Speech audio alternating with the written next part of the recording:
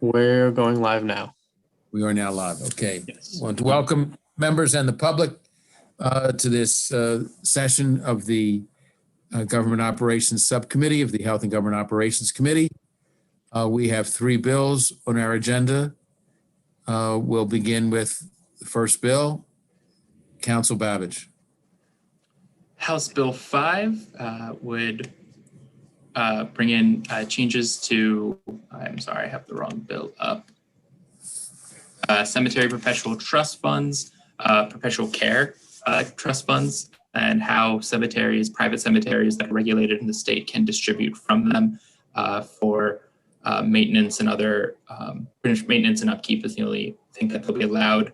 The prior introduction passed the committee and House unanimously last year. And this bill, the only change currently to the bill as written is a clarification that about the funding only being used for upkeep and maintenance of the cemeteries. And I do understand that there's an amendment being offered about fixed income sources being used to balance these portfolios. And I will let the sponsor or advocate speak more to that if they'd prefer. Okay, so summarizing, this is legislation that we passed out last year in the form in which it now is, but there is an amendment to be offered by the sponsor. Yes, and the amendment, as I understand it, would move towards some of the requests that any opposition has had. Okay. Delegate Krebs. Yes, sir. And I'm sorry that I don't have the amendment in front of me, but the amendment pretty much, I believe, satisfies the concerns. It basically says there must be a balanced portfolio and you can only invest a certain amount in certain things. And Tyler, you can read the amendment, but Has the amendment been distributed to the members of the committee? Tyler? It should have gone out with the agenda email for everyone. Yes. So if you pull up the email that had the Zoom link and agenda, you can see it's fairly short on page 5 of the bill. In line 28, it adds the phrase provides for a balanced portfolio, including a reasonable amount of fixed income securities, which is added to the list of the trust fund, I would say incoming revenues that are being used.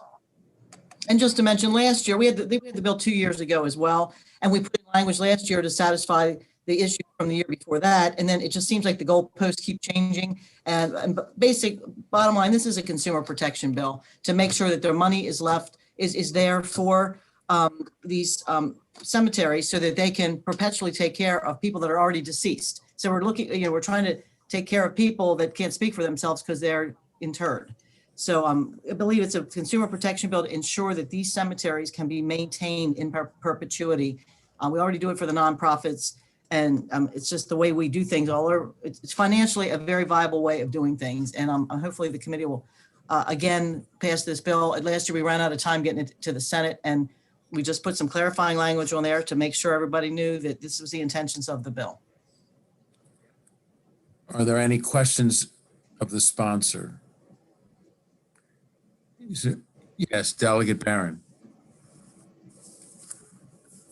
Thank you, Mr. Chair. And I apologize. I've been trying to find the agenda email, but we get so many emails. It's really hard to keep track. I understand. So if that could be resent, I would really appreciate it. I'm wondering if the amendment takes care of the concerns, particularly from the Consumer Protection Division of the Attorney General's office.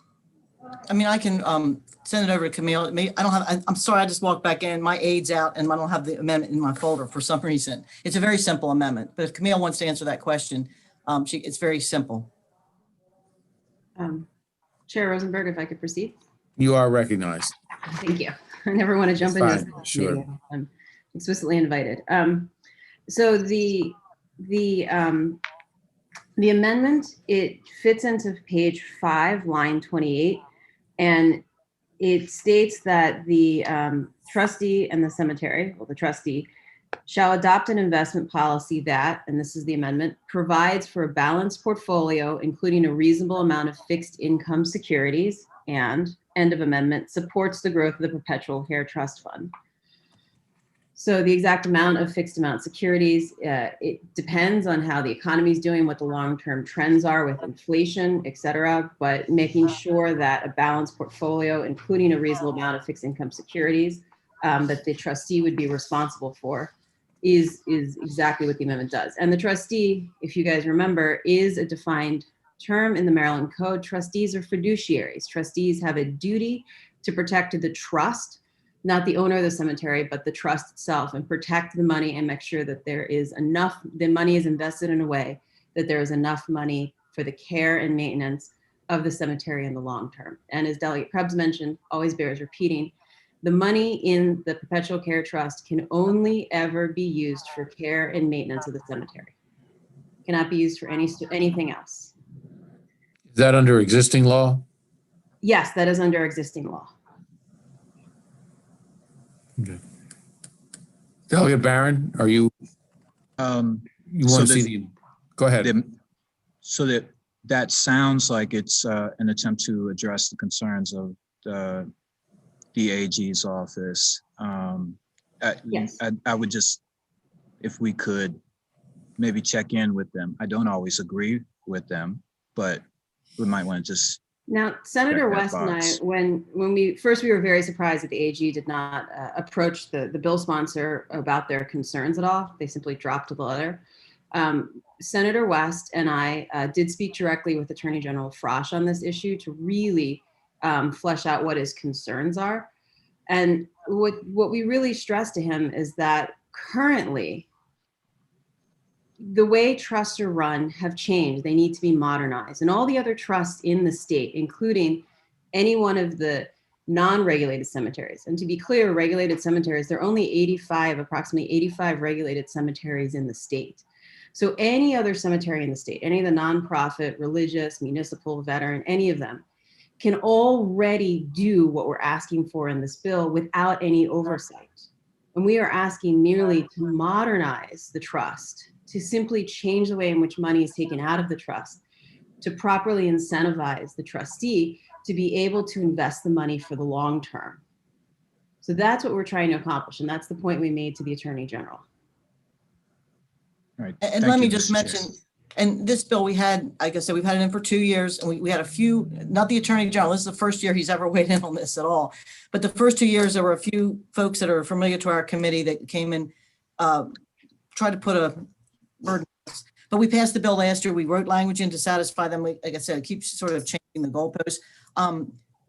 This was House Bill 5. We had the hearing the first week. We already passed the bill unanimously last year. And I just would hate to see another year go by as these trusts are actually losing the ability to take care over these 3 years that we put this off. They're losing the ability to maintain these cemeteries. I just want to make sure we get this thing through this year so that we don't continue to lose ground, because just the way the environment is with the financial situation of what they currently have to do, their hands are tied. So they literally have no resources to be able to continue to maintain these.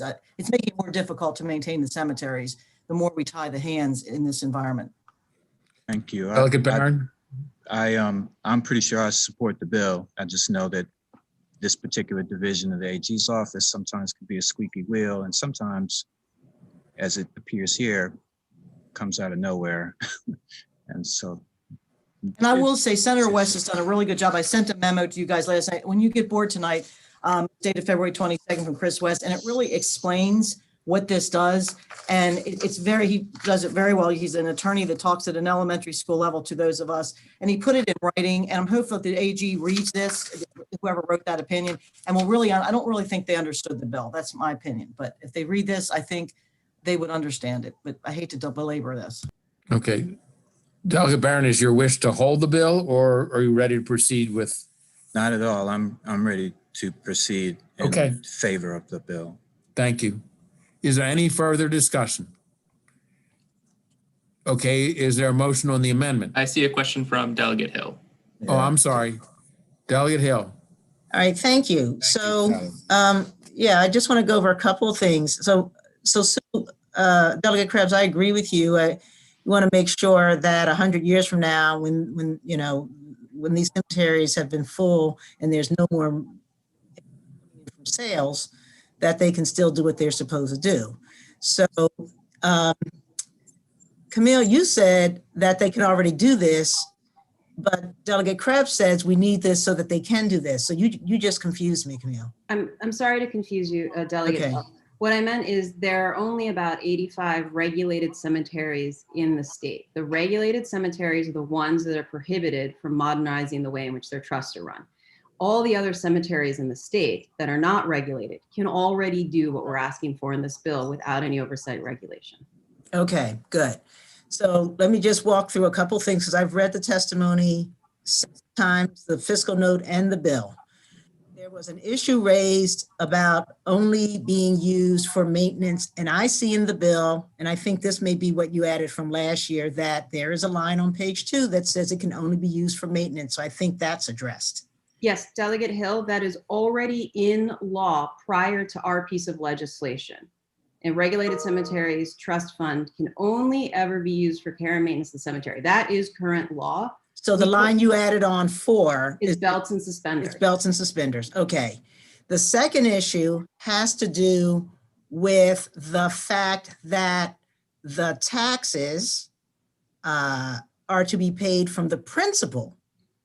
And that means that the principal is going to be diminished over time. And I'm not understanding. I think that is a concern. If the goal is to make sure that the base amount, the principal on which interest accrues so that maintenance could be returned, why are we chipping away at the principal? Because the principal grows over time. What is considered the total value of the trust grows over time as the trust makes money. So for example, say on January 1st, you have $100 in the trust. And these are hundreds of thousands of dollars in these trusts, but I use $100 to make it very easy. And I'm a lawyer, so math was never, I always enjoyed math, but never my strong suit. So if you start with $100 at the beginning of January, and let's say you had a fantastic year in the stock market, like 2020 was a great year. Then at the end of the year, you might have, say you get 15%, so you have $115. That means that when you begin the next year, the total value of the trust starts at $115.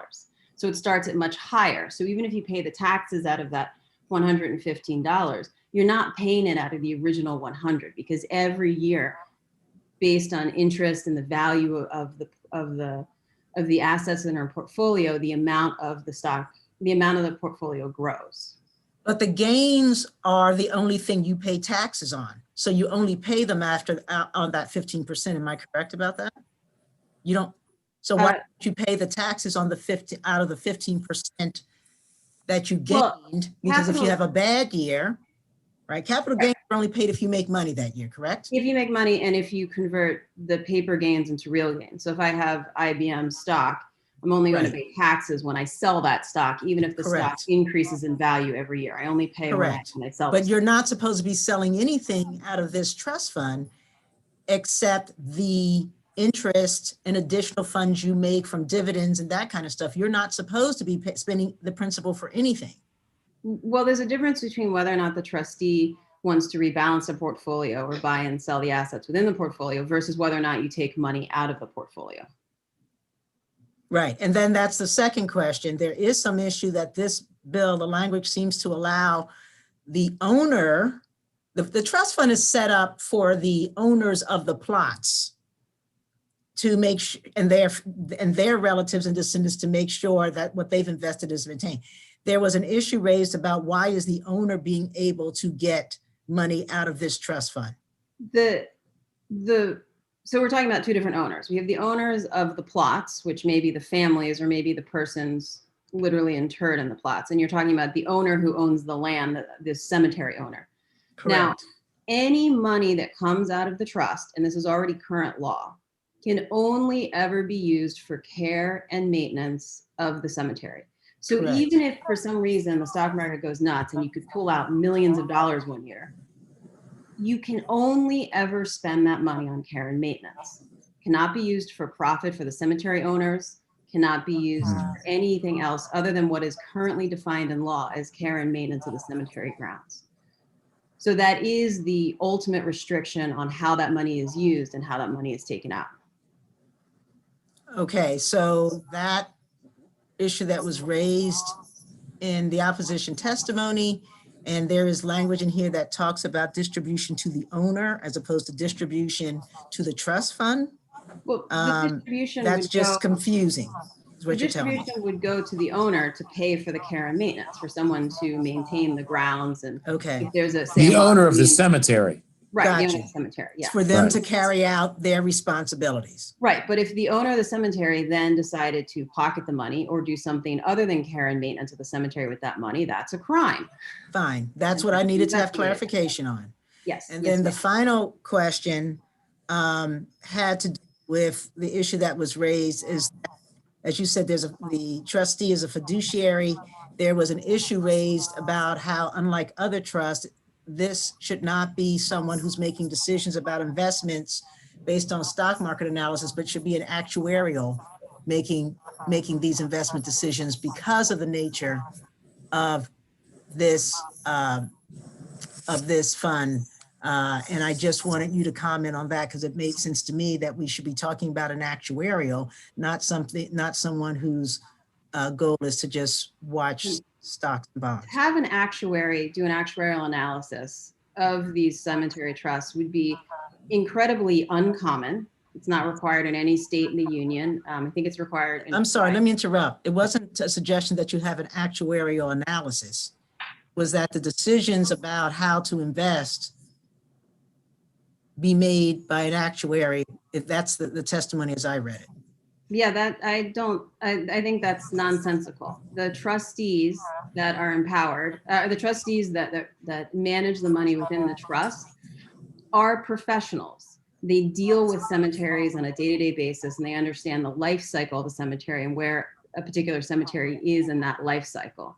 The trustees have a fiduciary duty. They are regulated by Maryland state law and by federal law, and they're the ones that are responsible for appropriately administering the trust, meaning the investments and decisions made for what the purpose of the trust is. And in this case, the trust is to care perpetually for a cemetery. And that is what the trustee is tasked with. And there are trustees that specialize in cemeteries. There's a number of them across the country. Okay. And you feel that this mechanism will protect funds even if they're not insured, even if the monies are not insured by FDIC or other state? Monies in a trust will not be insured. The FDIC insures bank accounts. So my bank Okay. account and my local. But any federal agency or state agency? Right, but trusts are not insured by the FDIC, no matter how they're Well, held. say, I misspoke, not FDIC, but there's no insurance other than at all, not by state, not by feds. Well, there is recourse, because if a trustee does commit malpractice, there is recourse in the law to go after the trustee and the trustee's institution to recover some of the lost funds. And the person who would file that or be aware of that is the state overseeing these things? Potentially the director of OCO or the cemetery owner. If they feel that the money's being mismanaged, they can pull the trust and put it with a different trustee. They can also bring legal action against the trustee. If they feel that money's mismanaged, they can alert the police and bring a criminal investigation if that money has been mismanaged. All right, thank you. Yes, ma'am. Or I assume the owners of plots could bring an action. I'm pretty sure that's correct, Delegate Rosenberg. Yes. Okay. But that's under existing law. Yes, sir. It's under. We're not changing that. No. Right. Okay. So has there been a motion on the amendment? Motion to move the amendment. Is there any objection to the amendment? Second. Seconded, sorry. Is there seeing or hearing no objection? The amendment is adopted. Is there a Move the motion on bill. the bill as amended? Is there discussion? Second. Move the bill. Sorry. Okay. Motion is moved and seconded to favorable on the bill as amended. Will all those in favor, please raise your hand or say aye. Aye. Is anyone Aye. opposed? Please raise your hand. Chair double checking. Seeing no one in opposition, it is passed unanimously. Thank you very much. Good discussion. Next bill. Tyler? House Bill 317, establishes a goal from the General Assembly to reduce overall greenhouse gas emissions with food, associated with food and beverage purchases by state agencies. So the Maryland Green Purchasing Committee work with a number of agencies, including the Department of General Services, to implement goals and procedures for better understanding greenhouse gas emissions linked with food and beverages purchased by the state, and then work towards lowering those emissions goals. And what is the history of this bill? There was a prior introduction last year that passed out of the House, 105 votes to 27 votes. And I don't have the committee vote on hand, unfortunately. Is this bill identical to last year's bill? Yes, the vote in committee last year was unanimous, and this is identical to last year's bill. Is there discussion on this bill? Get back to this. I was looking at the bill. Yes, Delegate? I looked at this bill and then I went and read some of the testimony, and one in particular was obviously from the agricultural.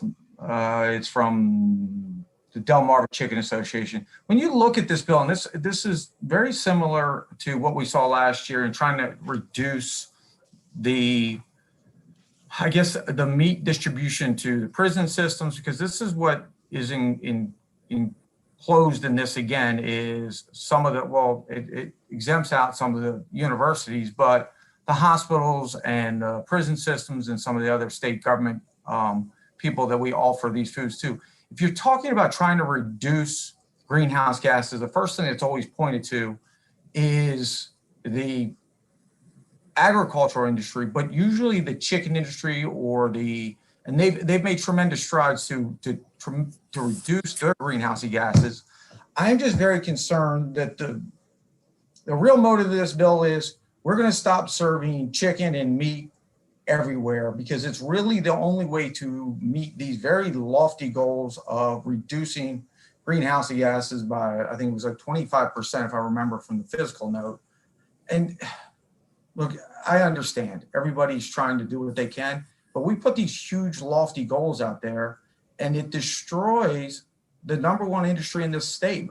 I know most people may not believe it, but agriculture is the #1 industry in this state. And the chicken business is #1 in agriculture.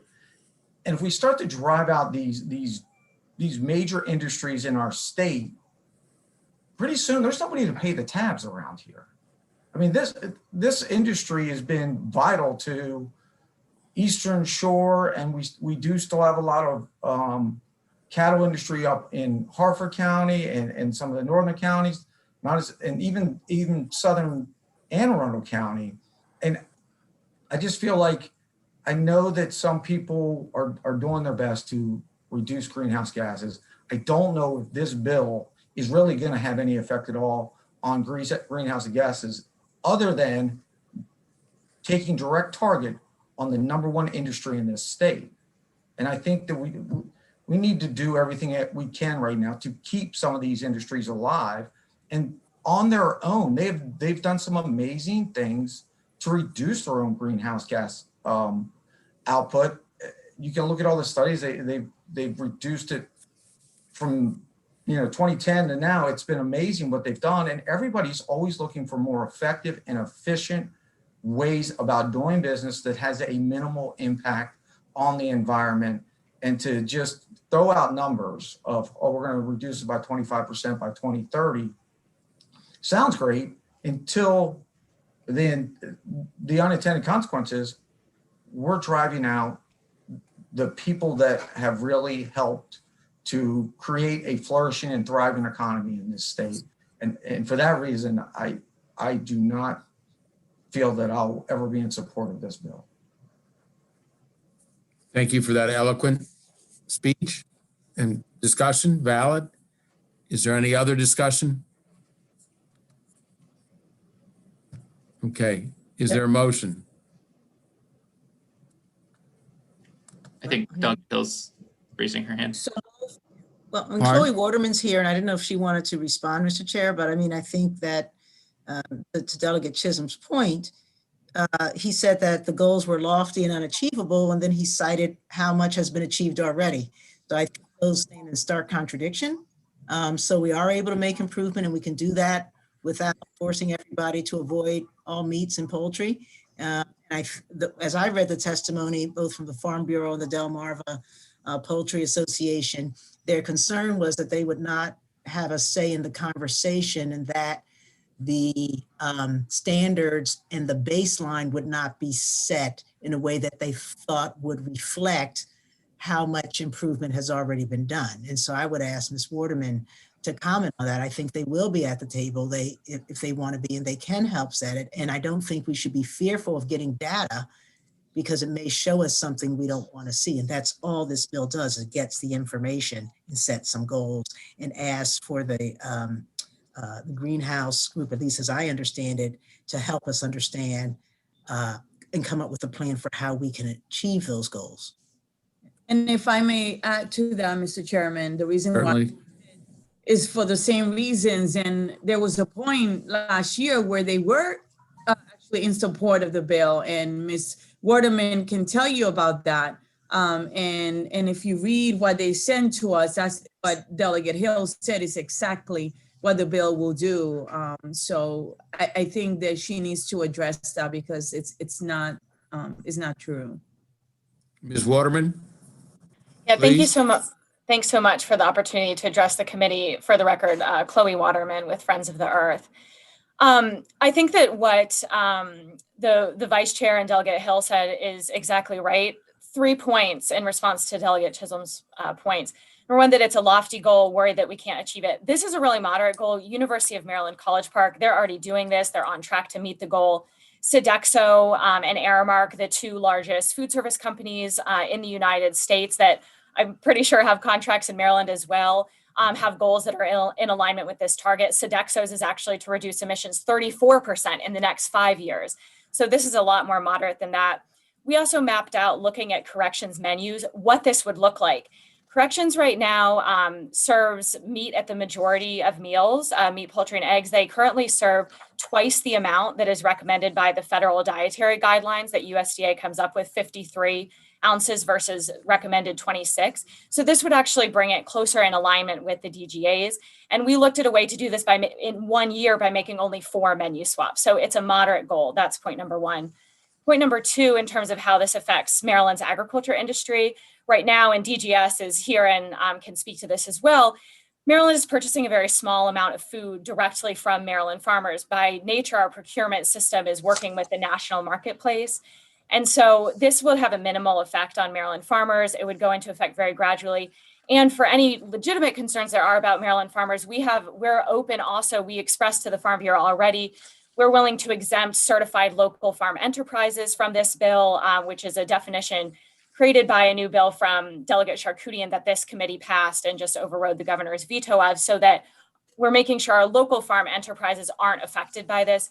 Delegate Chisholm has also brought up MCE before, and the slaughtering capacity that they do. We're happy to exempt MCE as well, just to make sure that local producers aren't impacted, but I don't think they will be. And then the last point that Delegate Chisholm made, that the industry's done amazing things to reduce greenhouse gas emissions. Absolutely, and those will be included in the methodology, and we can include language that clarifies that it will be included. So I just like to say, what Delegate Krebs said for the last bill really resonated with me, that it feels like the goalposts are moving. This is actually the third session we've come back, and we've had multiple compromises before, and the Farm Bureau has reneged, and I feel a little bit exasperated, I guess, by, I'm not sure how much more compromising there is if we haven't been able to do it so far. But I do think that there are some ways that we can address some of these legitimate concerns by exempting certified local farm enterprises from the bill, allowing the industry to have a stake in the methodology, which we've done at their request, and making a best effort to, account for the full scope of emissions associated with agricultural products. Well, if I hear you correctly, are you proposing amendments to the bill? Not necessarily, because I don't think that any amendments are necessary. And I don't know that the amendments would assuage. I mean, you just heard Delegate Chisholm say that he would never support this bill. So I'm not sure whether there's much utility in discussing amendments and trying to get there. But if that's the will of the committee, absolutely, I have suggestions and ways to do that. But our top preference would be that the committee pass the bill in the same form that it passed committee unanimously last year, with just one set of amendments that DGS has proposed to push all of the dates back in the bill by 1 year, which Delegate Gilchrist and the advocates for the bill are fine with, to allow for enough time for that stakeholder process and deal with their competing priorities with COVID and everything. I move the amendment to change the dates. I second. And that amendment, I don't think we need to have it physically in front of us. It's pretty clear what the amendment would do, but staff will prepare such an amendment if the bill gets a favorable for further consideration of the bill. Yes, I'll reach out to the sponsor, see if it's already been drafted, but I believe that's simple enough to vote for in principle. Sure. For the Okay. record, can I say something for the record? to Yes. correct Yes. something? When I say that we put these lofty goals, I mean us as a legislator sitting behind desks, writing down numbers on a piece of paper is oftentimes a lofty goal. We have to change our perception that all business owners are bad and they're all working to meet these goals. And just like everybody had pointed out, they are meeting a lot of these goals on their own without these mandates. Everybody is trying to do what they can. And by just putting a law into place that we believe it's going to accelerate our goal is not what's going to happen. And I think it was spoken to. The purpose of the bill, again, is to reduce the amount of meat that the prisoners are eating is part of it. And once again, it's always out that I'm the one coming to the aid of the prisoners. If we can't treat them like guinea pigs. They're not pushing away the meat. If we change their diet, that's fine, but we can't mandate, oh, well, we're gonna swap out the amount of meat intake they're having. And it's just that's just my, for the record, personal opinion on it. We appreciate it. Thank you very much. Is there a motion on the bill as amended? So move. Second. To move Second. that amendment. All those in favor, please say aye. Aye. Aye. All I'm those in favor of the amendment. opposed? That moves it back, right? The amendment moves it. 1 year, correct, 1 year. I'm in favor of the amendment then. Okay. The motion now is on the bill as amended, so we ask for the ayes. Anyone who opposes the bill as amendment, please raise your hand. Delegate Chisholm, got it. Anyone else? Okay. Okay, the third and final bill is the state song. House Bill 667 would repeal the state song. It was I move the discussed bill. in committee. Mhm. I second. We held the bill because Delegate Liga said she was asking that additional research be done. She is not present, but I'm not going to hold the bill. Can I make a statement? Because I'm not going to hold the bill. This is such an odd thing for me because I'm a huge Lincoln fan, obviously. I understand some of the concerns. I've never even really listened to the words of the songs. And I understand it might be, some people might see it as offensive. I just worry about the whole erasing of history or the cancel culture, because there's right or wrong, there's a lot of great knowledge to be learned of the past and why we need to change at times. And sometimes I think just erasing the past sometimes eludes us of that opportunity of really explaining what the history of the state was and who we were, and that's my only concern. I don't know. I'm tormented over this bill because I do understand it. I think it's the words in the song to go after, Lincoln, and I understand what their concerns were. They felt like he overstepped his bounds with habeas corpus, and I really think the song's somewhat immaterial because I don't think we play it anywhere anymore. But and I appreciate both sides of the argument on this. It's just I just wanted to say that because I don't want somebody to feel like if I vote against it or I vote for it, I vote without any real thought into the process. We appreciate that very much. We appreciate no Mr. tough issue. Mr. Chair, may I make a comment? Yes, Thank you very much. I sponsored a similar bill in 2016. And in fact, my cross file passed in the Senate. I did an extensive amount of research before designing my bill. The research has been done. It's part of the record. I believe this is the right way to go. And I think there are at least 3 bills this session. The argument has never been so much get rid of the song. It's how do you replace it? And what this bill does is says this should no longer be our state song, but does not make a recommendation at this point on the replacement. That's the clean way to do it. And our experience with this issue reaffirms that. Because this will no longer be our state song, does not erase it from history. It'll still be in the history books. It just won't be our state song, as it should not be.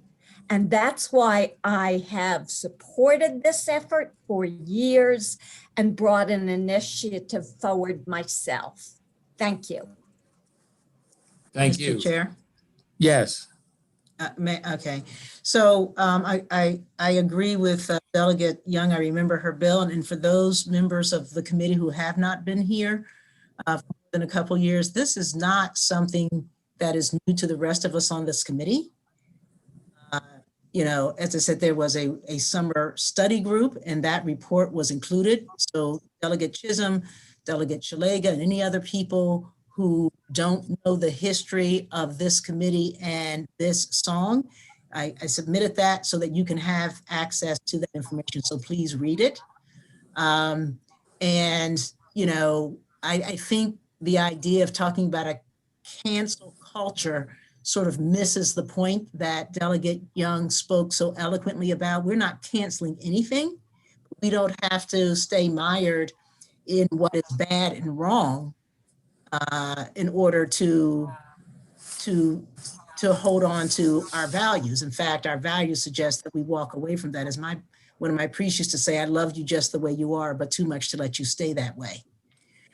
All that being said, I appreciate the bill before us and will be in full support of it. Obviously, I am one of the sponsors of one of the alternatives, and I would have preferred for us to take all the last 6 years of information that this committee has had and get us completely past this. And I will just for the record say, though I understand and can appreciate the decision to simply move one bill forward that was made by our committee chair, and that is her prerogative. My preference would have been to allow the members of this committee to vote between the 3 bills. But as I said at the hearing, any of these bills is the right move for Maryland, and I will completely support the passage of this bill. I just wanted on the record that I would have preferred for the committee to have a vote amongst the 3 bills. Delegate Johnson. Thank you, Mr. Chairman. Delegate Hill made a point that I just wanted to bring up when she talked about this song and values. The state no longer plays this song. University of Maryland no longer plays this song. I think that is established where our values stand as a state on this issue. And that's why I will be supporting this bill. Thank you, Mr. Chairman. Thank you, Delegate. Mr. Chairman. Delegate Sample Hughes, sponsor of the bill. Sure. Thank you, Mr. Chairman. And to just go, and I said this in the testimony, just to go a little bit further, is that, due diligence has been taken over the years. And when we had our state archives weigh in and then speak specifically to the advisory group that was convened in 2015 to do the research and certainly go above and beyond to seek the information, I think that bodes well to the fact that the research and the temperament of the state and the majority feel that it is time. But what I did want to ask you, Mr. Chairman, was while Delegate Shalega is not present right at this moment, did she provide any information from the library to you, or has there been any other committee member do the same so we don't get to the voting session and have similar questions or with upholding the bill? Well, we think the bill, we've had one hold on the bill, so I don't believe someone else can hold it for another week. So certainly Delegate Zaliga or anyone else could present research, testimony, so on, at the voting session of the full committee. But I do not believe this bill can be held a second time. Okay, I just wanted to have. But I have not received anything from her. That's what I needed to know, because the chair did ask for you to be in possession of any material, prior to us meeting today, and you haven't been received of that. So I just wanted to clarify. Not to my knowledge. Yeah. Okay, thank you, Mr. Chair. And Thank Mr. you. Chair, I think the correction is that any member can hold a bill. So we each get a hold. I don't think there is a committee rule about how many times a bill can be held. So I do think a series of people can hold the same bill, but I may be wrong about that. We'll find out, I guess. If I may, it depends on the timing, right? Because we can't do that right before crossover. So there's a little bit of flexibility that the chair has always given to us, but it depends on the bill and it depends on the timing. It depends on the intent. Okay, so it's not just a fast rule. And she has always been very flexible and kind. And I'm not saying that because she's our chair, to people on this committee. I think that what I want to say is something that the speaker said, that a Confederate sympathizing language is not representative of who we are in Maryland. And the history is there. We can't erase it, but it doesn't mean that we can't fix it, especially given what I can't get out of my mind is that Confederate flag in the middle of the White House on January 6th and what it did to our nation and how divisive it is. I think that what's right is right, what's wrong is wrong, and that is absolutely wrong. So I'm glad that we're doing this today. It's simply the right thing to do. Thank you, Madam Vice Chair. There being no further hands raised, is there a motion for favorable? So move. Second. Is there a second? And second. All those in favor, please say aye. Aye. Aye. All those opposed to the favorable, please raise your hand or indicate your opposition through the chair. Seeing no votes against, it is unanimous. And we are adjourned. Committee meets in full committee resumes in 19 minutes. Thank you very much for a good discussion of all